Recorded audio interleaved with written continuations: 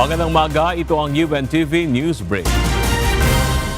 Wala pang tugon o pasya si Senate President Sherwin Gatchalian sa panukala ni Senator Francis Escudero na gawin na sa umaga ang impeachment trial oras na mag-resume na ang plenary sessions sa July 27.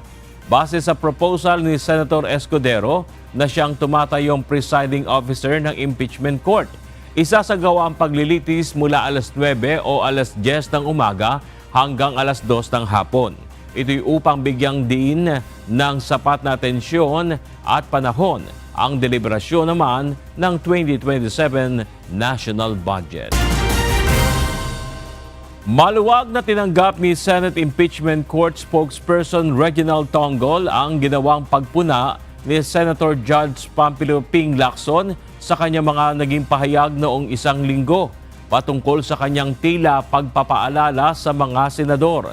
Sinabi ni Atty. Tongol na tama lamang na binigyang diin ni Senator Lacson ang hangganan ng kanyang tungkulin bilang tagapagsalita ng impeachment court. Nitong nakaraang weekend, binatikos ni Senator Lacson ang paalala ni Tongol na pinagbabawal sa mga senador na tumatayo bilang mga wes ang pagtalakay sa mga merito ng kaso.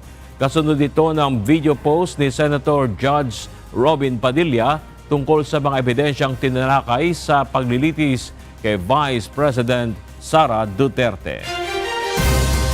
At yan ang mga balita sa oras na ito. Antabayanan at subaybayan ang ikalimang araw ng isinasagawang impeachment trial kay Vice President Sara Duterte. Ihahatid ng live ng UNTV News and Rescue. Ako si Bernard Dadis at dito sa UNTV, Diyos ang aming sandigan, serbisyo publiko ang aming pinahalagahan. Magandang umaga.